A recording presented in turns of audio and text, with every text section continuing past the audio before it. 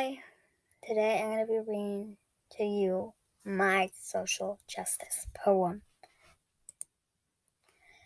So here I go. Color is us. We are all different color and race. We may all speak our different languages and do our traditions. I wish and hope a day where all color will be together and no more fighting and no more injustice.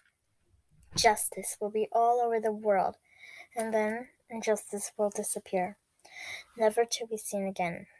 We'll rise up to become the best people that we can be and make fairness for everyone. Of course, life will never be fair. We all at least got to stand up for someone. Many people are untreated and people perish every day without knowing what will happen. Lots of people who voted for the rights still don't have them. We need to help people, not just ourselves, but the other people out there who are suffering from this situation. Happiness is in this world, but not all the world is in happiness and peace. Many people dream of all of this. I wonder if this day will come true, or will it never come true? Our feelings may get hurt, but we have to face it and overcome it. The world is changing by technology, not humans or people. There is two things that we have similar. We are humans and we are alive. These two things that we have in common are great. We are alive and we get to be on Earth. We are humans and that is great because we can move and many things and more. We don't need to be the same blood to be in a different family because we are humans. We are the same except either different blood and different race. That is it. Just that. Today is a great day to make a change for you and everyone else that lives here. Either by your street or state or country. Do it now. Don't wait. Seconds turn into minutes. Those minutes are later turned into hours. Those hours are turned to days, and days are turned to weeks. Those weeks then turn into months.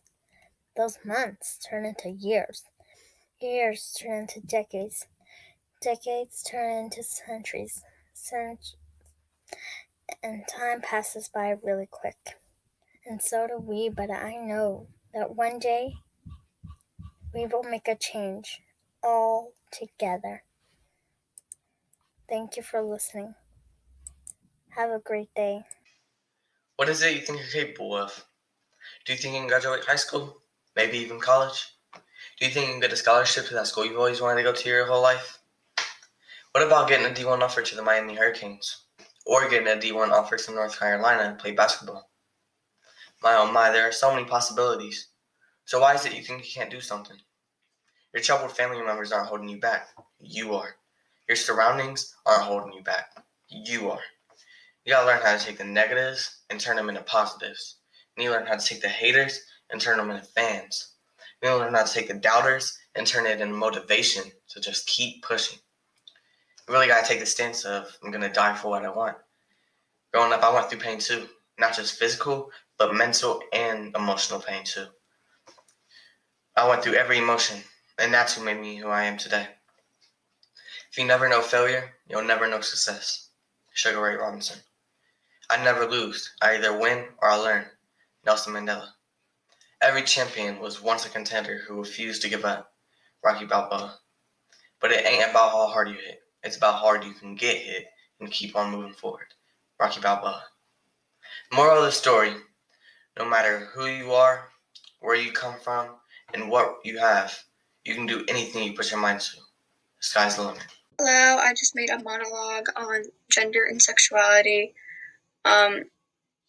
My topic was gender, but I also slipped sexuality in there. I created a person named Alex Doe, and I will be reading their monologue right now. Gender and sexuality is something I struggled with my whole life. I never really fit into the whole boy-girl thing. I know I'm not a girl, but I also know I'm not a boy. So what am I? Well, I didn't know until last year. It was 8th grade and we were all talking about Pride Month. And we learned about gender and sexuality. So later that night I searched a bunch of different genders and sexualities, but I only found one that sort of fit into me. That was the non-binary and queer. As I looked into it, I realized I wasn't meant to be a girl. I was meant to be me. And if being me wasn't a girl or a boy, then I'm nothing. People sure made me feel like it. I struggled through telling my parents because they thought I was a monster for not being a girl, which is what they thought I was. Even when I thought I was lesbian, they beat me and left me with bruises, and now they left me with nothing. My one friend took me in. His parents are openly gay, so they helped me through my living situation and soon adopted me. I'm openly binary. Just keeping your head up and going right past the negativity was the best I could do. But before the people in my life were toxic and horrible, but now I'm safe and loved because of the rest of the LGBTQ plus family or community. And when I thought I was a girl, I didn't notice that the people that claimed they loved me, but they loved the wrong me. But now I'm me, and I have people who love me for the real me, Alex Doe. Why? It's a question I ask myself a lot. Why? Why do we feel hurt? Why do we never question and only listen? Why can't you just treat them the same? Why can't you stop hurting? Why do we have no justice? Why can't you stop killing? Why does your religion seem to allow you to clear yourself of guilt? Why does the color of their skin matter? Why does the fact she likes girls matter? Why does the fact that they have no gender matter? Why does any of it matter? How can you seem to forget that they bleed just like you, they feel just like you, breathe just like you, they exist just like you? You forget it. As if the beautiful melanin in their skin covers their human, blocks out all light, and prevents them from being. You forget that they contain waves, an ocean of emotion rising, ready to break, and when they do, floods of love and hate and confusion and fear and strength will come crashing down, drowning out your hate and ignorance. Remember, my fellow white people, we are so lucky, not just for our privilege, but also for the fact that they don't want revenge. And remember, staying silent is violent, and doing nothing is lethal. How do you have the conscience to watch them murder innocent people? If you know people are dying and there's something that you can do, it's not only selfish but evil to sit back because it's inconvenient to you. Next time you hear something about what they did, ask yourself my favorite question. Why?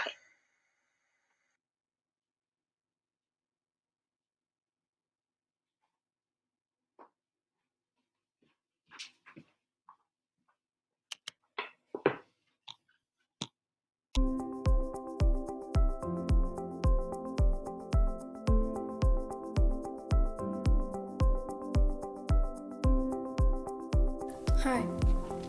Today I'll be sharing the right of activism and what it means to do that. We need to stand up and talk about what's going on in this world and this life. It doesn't have to be Trump.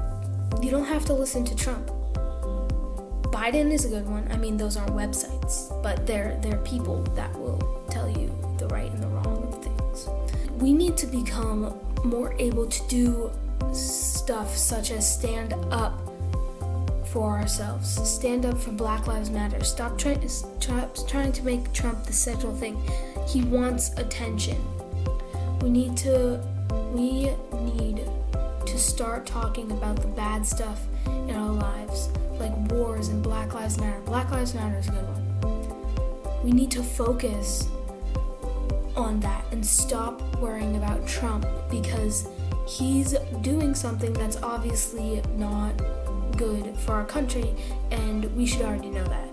But yeah, we got to start worrying about the murders and that we need to save people, and saving people isn't by criticizing Trump. Saving people is standing up and doing stuff such as talking and about this protesting. We need to protest, but not violently, protests, like real protests, like we could write a protest, like type it and then say it to everyone, make a book about it. We need to address the problem, and the problem right now is things that Obama was trying to overcome. So stand with all the people that aren't really standing. Obama, Biden, Kamala Harris, RGB.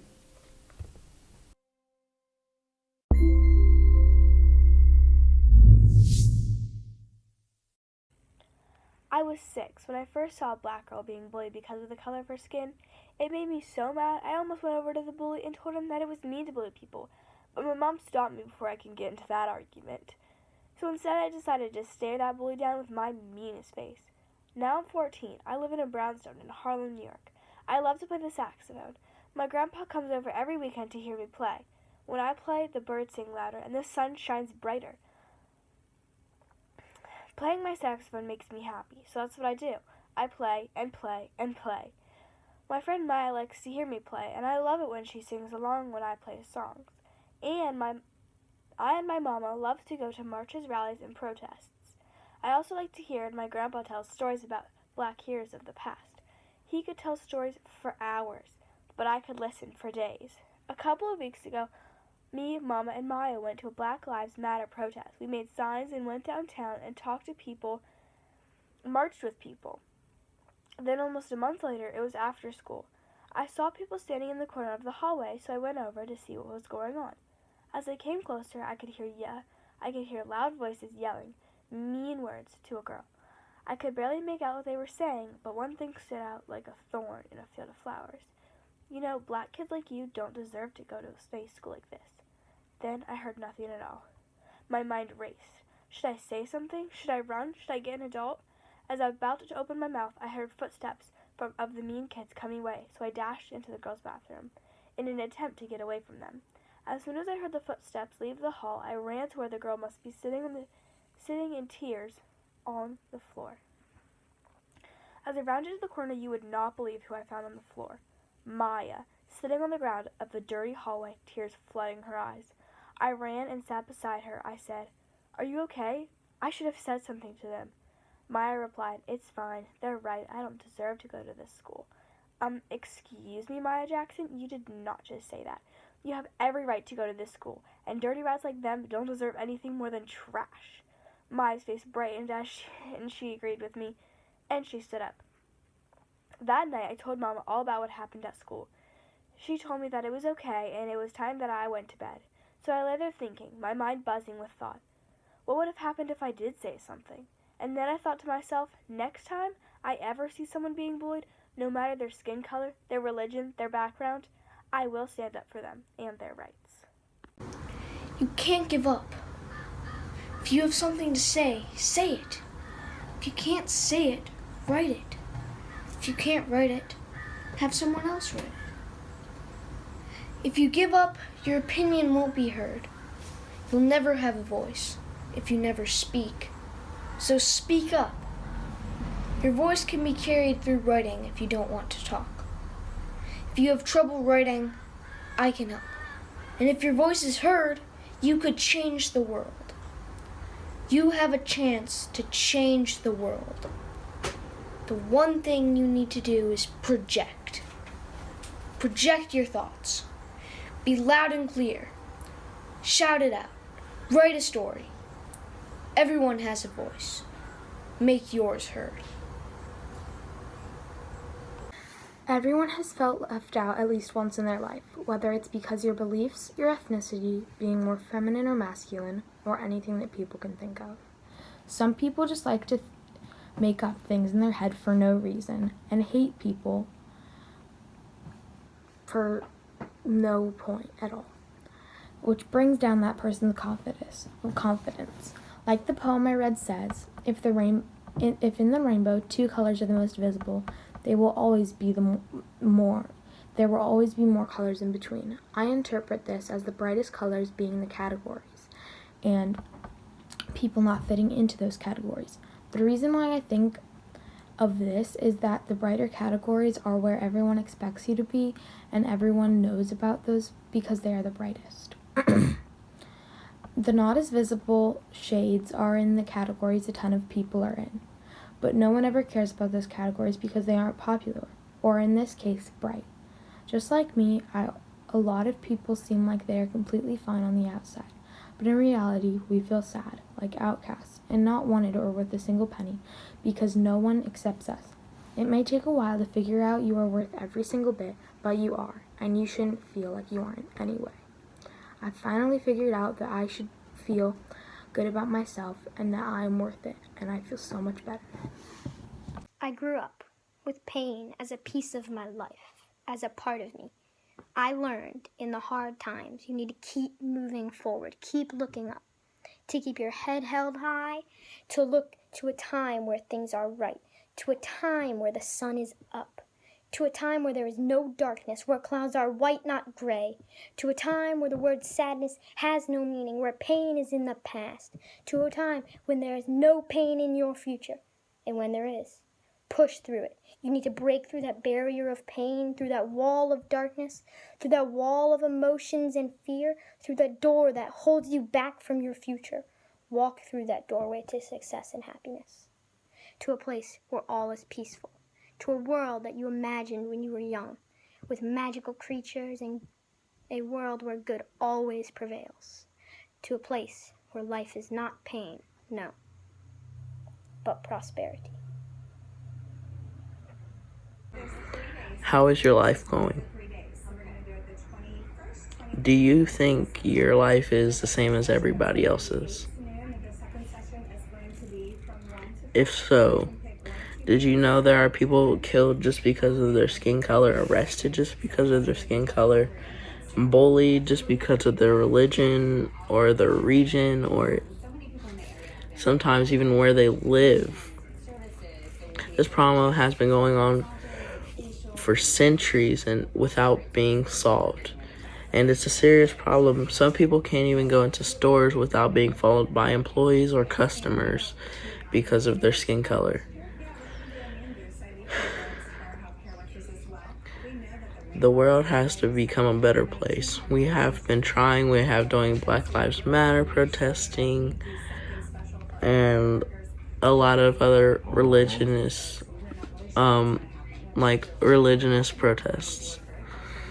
The world has become a very difficult place to live in for all of us.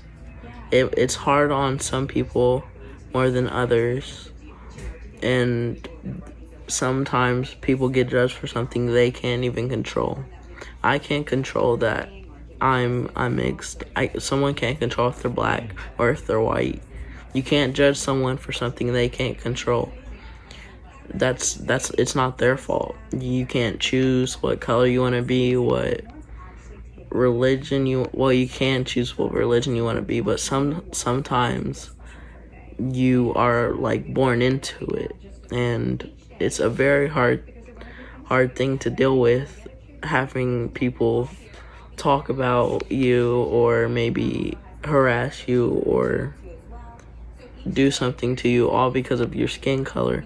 And it's been going on for a really long time, and it's been getting worse and worse